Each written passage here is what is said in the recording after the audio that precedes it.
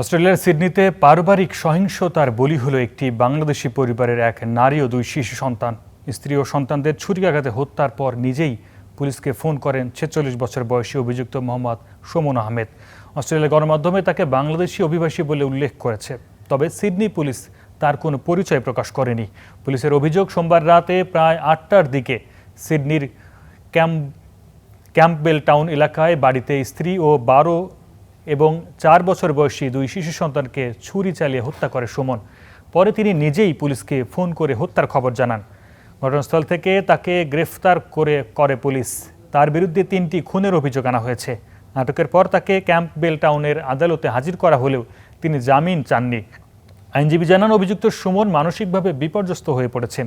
প্রতিবেশীরা জানান, পরিবারটি খুব নিরিবিলিতে বসবাস করত, তারা কারোর সাথে মিশত না। এই ঘটনার আগে সুমন আহমেদের বিরুদ্ধে পারিবারিক সহিংসতা বা কোনো অভিযোগের রেকর্ড পাওয়া যায়নি।